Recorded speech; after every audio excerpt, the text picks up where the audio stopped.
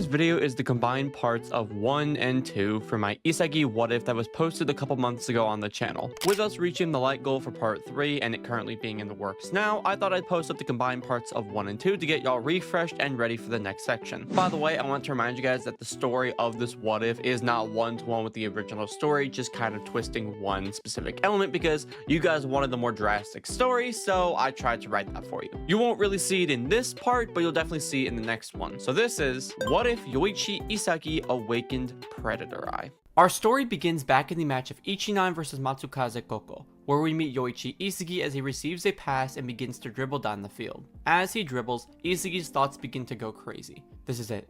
I'm almost to the box. I'm so close to a goal. He uses his dribbling and passes by the last defender, which led to Isagi being in a one-on-one with the goalkeeper. As Isagi nears the goal, his vision tightens on the goalie and the net. If I score this, we make it to nationals. All that matters is this final 1v1. The goalie seems to be positioned more to the left, and his weight seems to be on his opposite foot.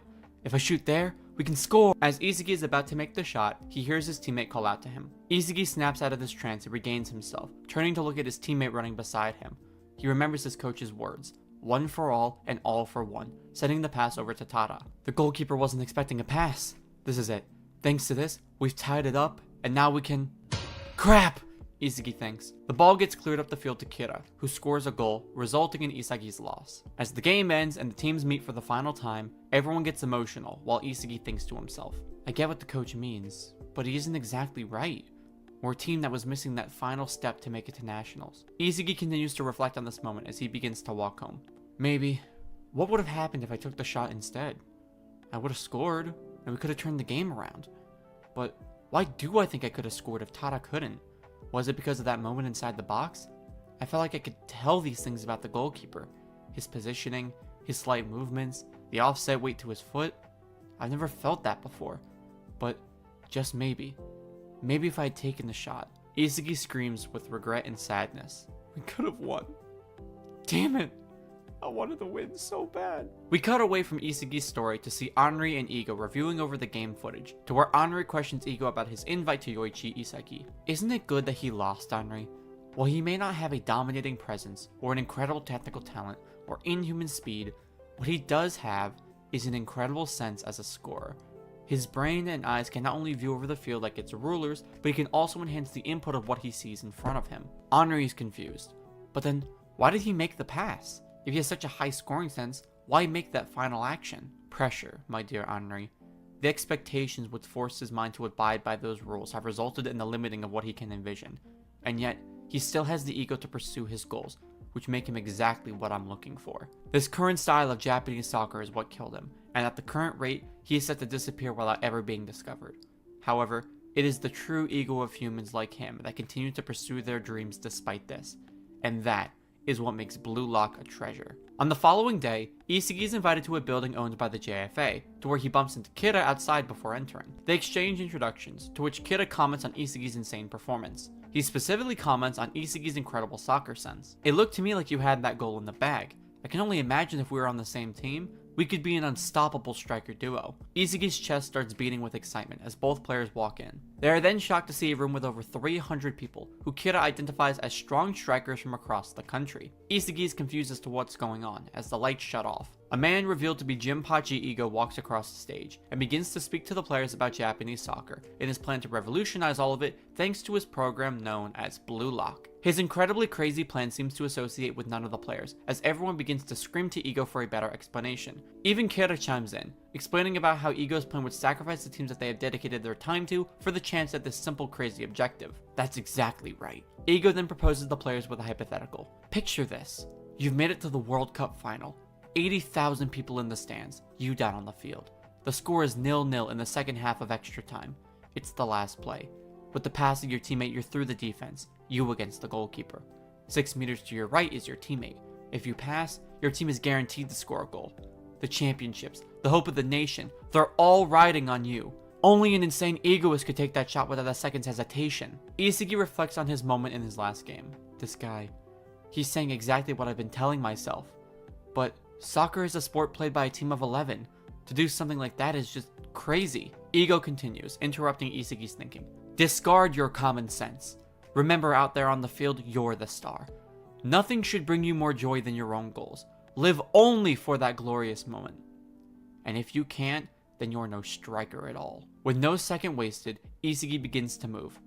I am a striker, he screams to himself, chasing his dream. At this moment, Yoichi Isagi has taken the first step towards his evolution.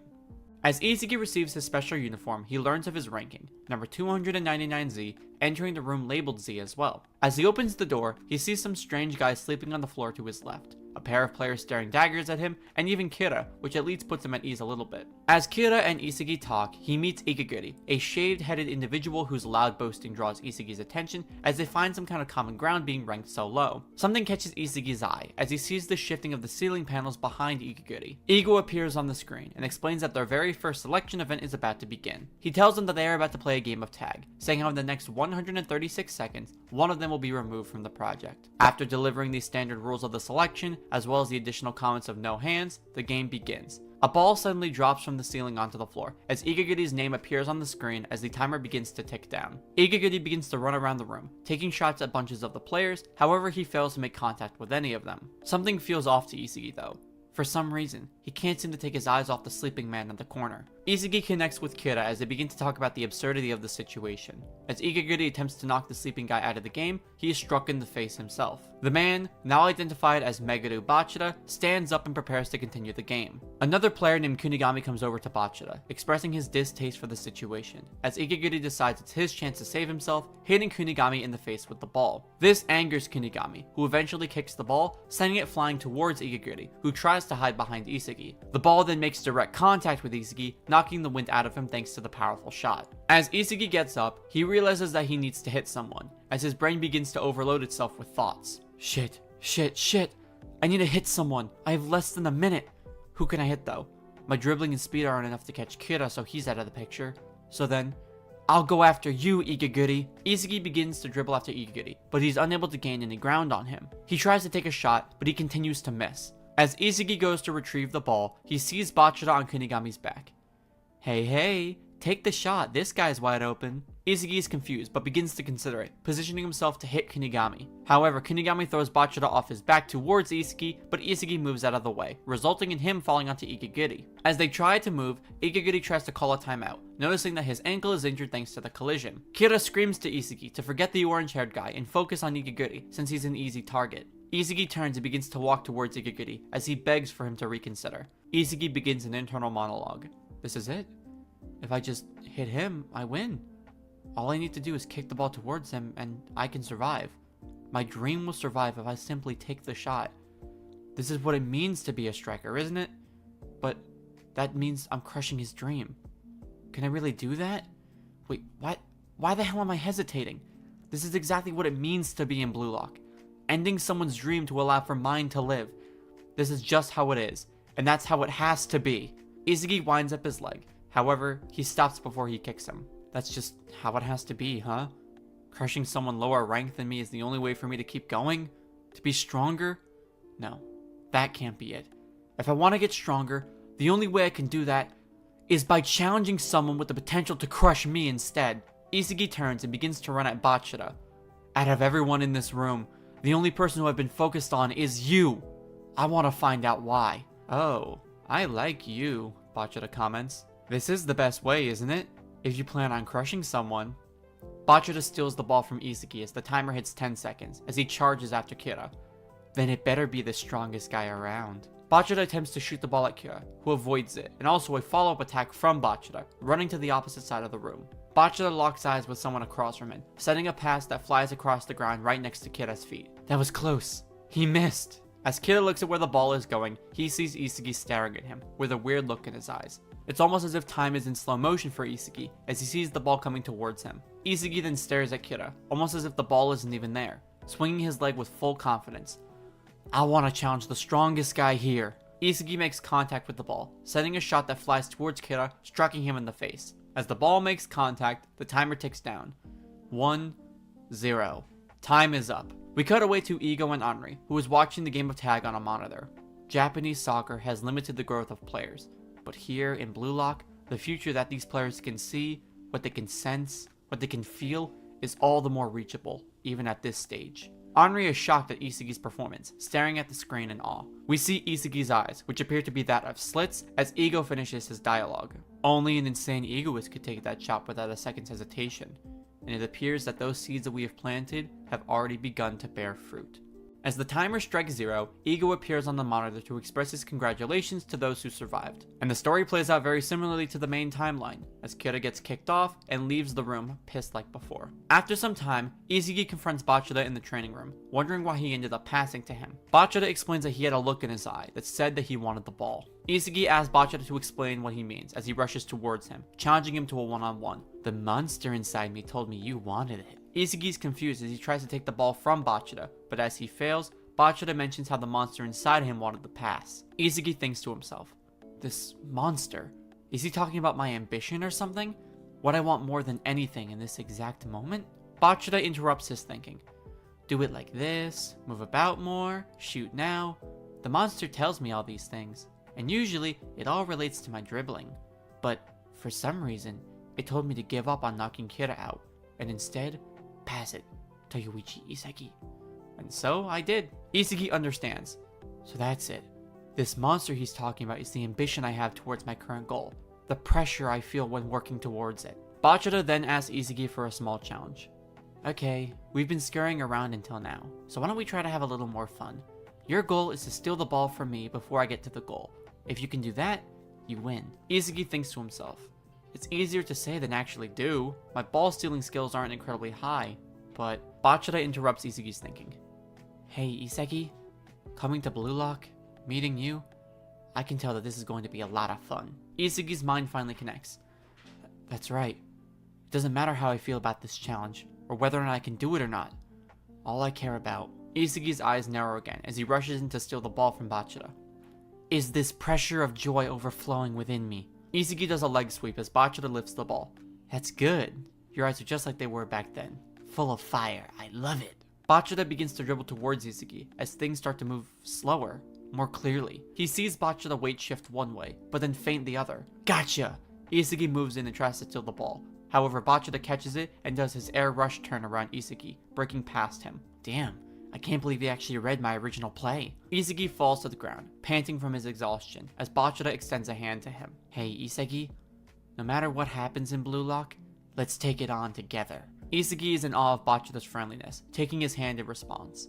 Alright then, let's dominate this place, Bachira. As he smiles, an alarm sound plays as the announcer tells the Blue Lockers to return to their rooms. They reveal the new rankings, with Isagi still sitting at 274. As this happens, Ego appears on the screen, and he describes the environment of Blue Lock that they currently reside in, explaining how they are Team Z, the lowest of the low in Blue Lock, which pisses off everyone. The team screams and Ego tells them to shut up. As the screen begins to flash, Ego introduces Blue Lock's first challenge. Now, let's begin.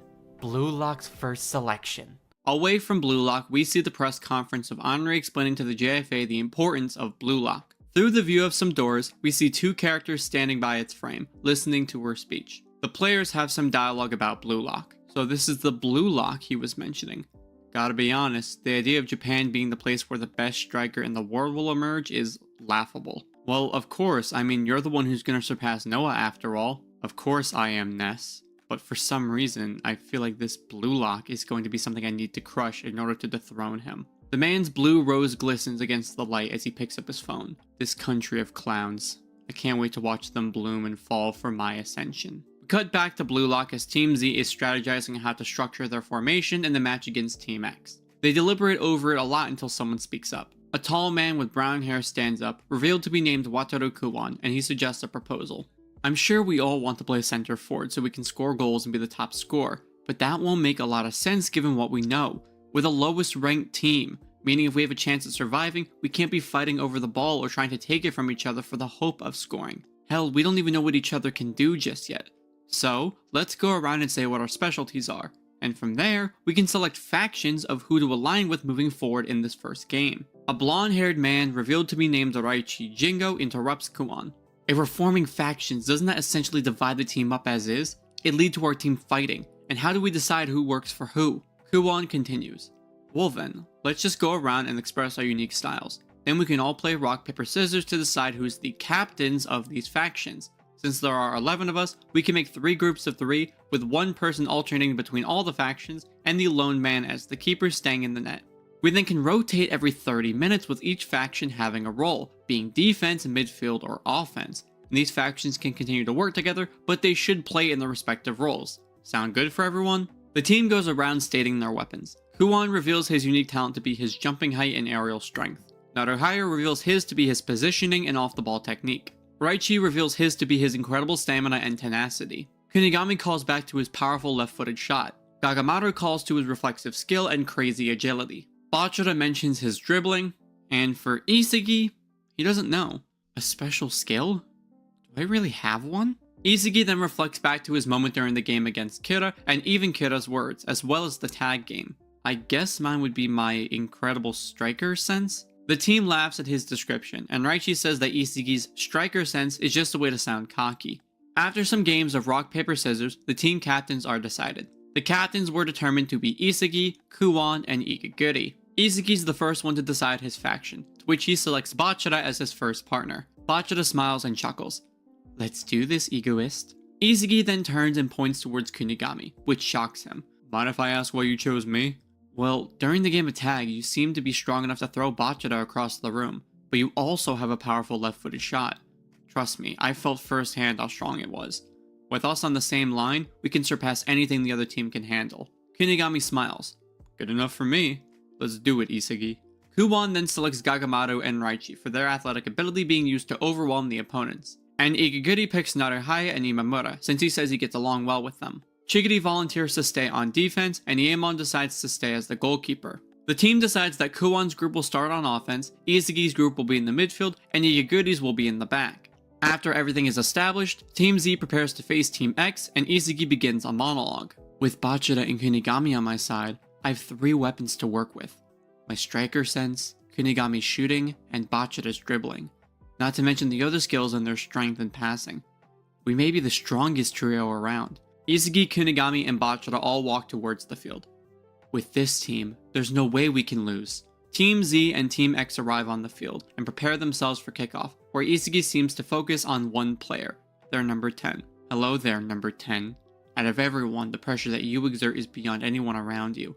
Let's see if my sense is right. The whistle blows, it's Team Z's ball, and the first game begins. The ball starts with Kuon, who passes to Raichi as the game starts. 3 guys begin to press Raichi, which catches him off guard. The hell? Are these guys all trying to triple press for the ball? Isagi pushes in, telling Raichi to pass, but Raichi refuses. Don't need to, watch this. I'll crush the whole team by myself. However, a 4th player comes from behind Raichi and snatches the ball away from him, which pisses him off. As the player begins to rush down the field, another Team X member rushes in to take the ball, where Team X begins to all cramp around the ball. Isagi begins a monologue. This must have been what Kuon was talking about. Team X is just fighting over the ball. I guess this is what Ego meant by soccer at 0. If soccer at 0 is just squabbling around the ball, then maybe soccer at 1 is using our unique styles to turn that 0 into the 1. As Team X all fights over possession, a silver-haired Team Z player named Gagamaru rushes in between all of them and takes the ball. Fighting isn't going to get you guys anywhere. Let's go, Team Z. Raichi and Kuon rush towards the opening of the goal, with Kuon being on the far side of the field with Raichi between them. 2 Team X players attempt to take the ball from Gagamaru, and 2 people mark Raichi. Gagamaru then chips a pass across the field, flying over Raichi's head, using him as bait. The hell, Gagamaru? Sorry, but consider this the tax for being so uncooperative. The ball flies towards Kuon as he jumps high into the air to receive the pass for the header. However, before he can reach it, number 10 on their team jumps and blocks the pass. That horrid pass won't get the job done. The man keeps control of the ball as he begins to rush down the field, as Raichi and Kunigami come over to press him. They double team him, but he continues to steamroll through them, confusing both of the players. The hell is up with this guy's power? He's like a living tank. Isagi then comes in to try and help as well, as this player stares at Isagi. Looks like I get to crush a 3rd one. Time for a royal bout. The man, revealed to be named Burū Rokku, fully breaks past the press of Raichi and Kunigami as he begins to shift his body weight to confuse Isagi on his direction before hitting a rainbow flick over him. Damn it. I guess I was right, this guy is the strongest on their team. He breaks past Imamura and Igaguri with a double nutmeg play before taking a shot to the top corner, which Iemon couldn't save. As the goal is scored, Burū turns towards Team Z's cluster of players. You think you can stand on the same pedestal as me? Please. The king has no equal. You exist to make me look good, so continue to do that. Isagi begins to have another internal monologue. I knew that guy was going to be a problem. Burū Rokku. He seems to have a powerful charging ability, incredible dribbling, and a good shot range too. But what's worse than all of this is that he probably unified Team X with that goal. Before, they were all scattered and playing selfishly, but they probably understood now that in order to defeat our strategy, they will need to work together under Burū. It's like a king and his loyal armada. Bachira comes over. Looks like we got a hurdle ahead of us to deal with. Isagi responds, yeah, but by judging how the next 30 minutes go, I may have an idea. Bachira smirks. So we just need to get you as much data as we can. Gotcha. Let's go. Class is in session. The game restarts with Gagamaru passing the ball to Kuon for the kickoff. We see Burū push towards Kuon with his max speed. Hand it over, peasant. The king demands it. Kuon freaks out and passes the ball back to Gagamaru, but a Team X player intercepts it. Just like you said, King Burū. Excellent work. Now march. Team X awfully pushes up the field, confusing everyone, overwhelming them with numbers. They exchange 1-2 passes as Burū's charge blows past Bachira and Naruhaya as they try to press him. A Team X player sends a pass that flies right over Igaguri's head, landing by Burū as he performs a power header into the bottom corner of the net. Team Z begins to panic, especially Yoichi, who criticizes the defense for failing to stop Burū. Damn it! Come on defense, get the ball! It's your guys' job to stop him, remember? As the formation rotates with Igaguri's group in the front, the kickoff begins. Igaguri and Imamura push down the field, but they lose the ball since they are actually that bad. Yoichi then shows up and tries to take the ball from them, but he fails as they link up more passes, sending a final pass to Burū. Burū rushes towards the goal as Kunigami moves in to mark him, as Chigiri shifts over and attempts to block him in the front. Not letting you score with me here. Try it, your majesty. Burū stares at Kunigami. You forget, a king can make great use of his army. Burū makes a direct pass with his foot instead of shooting or trapping, leading to the ball being sent to a Team X player behind him, who takes the shot and scores, leading Team X to having a 3-0 lead against Team Z. The halftime whistle blows as Team Z enters their locker room frustrated. The teams scream at each other, trying to shift the blame between each other as whose fault it was. As they do, Bachira comes over to Isagi. You think you got enough data yet? Isagi responds, kind of. Team X seems like they used to move to their own accord, but with Burū's goal, it changed their dynamic of their style to a one-man striker formation. With Burū's weapons, he turned the 0 that their team was playing at into a 1. So I was right about the 0 to 1 thing. Our unique weapons help make that happen. Bachira then questions Isagi. Okay, then what should we do? We're down 3 goals with half the game over. I don't fully know. I have a concept, I just need a little more time to figure out how we stop them. The halftime wait is over and the teams return to the field with a kickoff for Team Z. Thanks to their current dynamic, Team X manages to break through Team Z again and score another goal, with Burū as the finisher, putting them at 0-4. The 15 minutes is up as Kunigami, Isagi, and Bachira move to the front. The play kicks off with Isagi passing the ball to Bachira as he begins to dribble through the enemy team. Bachira then sends a pass that flies over people and heads towards Isagi. As he traps the ball, he begins to wind up for a shot before getting stopped by a Team X player who knocks the ball away from him. Damn it, I was too slow. However, the ball bounces towards Kunigami, who is being held by another player as he takes a power shot from midfield. But Burū gets a slight touch on it, causing the ball to hit the crossbar. Not today, you donkey. Team X reconvenes and it leads to another Burū goal, putting them at 5-0. As Bachira and Isagi sit at the midfield with the ball, they have a small discussion. Well, us winning was a bust. We only got enough time for one last play. Yeah, sorry for the wait, but with that last play, I got an idea. Their team is overconfident now, so we may have a shot at something. We won't be able to turn it around, but I got an idea as to how we can get one. You win, I'm in, egoist. Isagi explains the plan to Bachira as he kicks the ball to him, leading to Isagi sprinting down the field. Bachira begins to dribble through the team before sending a long pass that flies up the field. Isagi traps the ball, as it leads to him being one-on-one with the goalkeeper. However, just as Isagi thinks he's safe, Burū rushes in and gets between him and the goal. Looks like you missed your chance. What will you do now, commoner? Isagi freezes as he hears Yoichi and Kunigami running on either side of him, asking for a pass. Burū rushes towards Isagi to try and take the ball, but Isagi's eyes narrow. This is exactly what I was waiting for. The pressure of this final play, the team on my back. We can't win, but with this play, I can unite Team Z. Isagi then motions his leg to hit the ball with the outside of his right foot towards Kunigami as a pass. Burū notices this and sticks his leg out for a block. However, Isagi isn't looking at the ball, or at Burū. He's looking at the goalkeeper. Isagi notices the goalkeeper shift slightly in preparation for Kunigami's shot, and Isagi feels it too. Got him. You thought you predicted me. I've transcended you all. I'm gambling everything on this final play. So watch, Team Z. This shot will bring us together. Isagi fakes the pass and shoots between the gap in Bado's legs, flying towards the opposite bottom corner of the net. The goalkeeper dives for it, but is unable to save it, as the ball flies past his hands, landing in the net. With the blow of a whistle and Isagi falling to the floor, the game ends with a score of 1-5 with a victory for Team X. As Team Z rushes towards Isagi, he lays there, staring up at Bado in glory, as his narrowed eyes pierce his soul. That's right. I win. And that's all you need to know going into the next part of this What If. I'm currently writing the script for it as we speak, which will cover all of the Team Y game and potentially some more stuff afterwards, and it will be nothing like you remember it to be from the main series. But aside from that, I hope you guys did enjoy this video and will continue to enjoy it in the future. I just want to leave a final reminder to join my Discord server if you're ever interested in getting any more involved with our amazing community. As for the question of the video, what would you like to see me include in the next part? It can be new characters, a rearrangement of teams, etc. Leave me your thoughts down below in the comment section. And like always, thank you all so much for watching. Like and subscribe to see more awesome Blue Lock content just like this.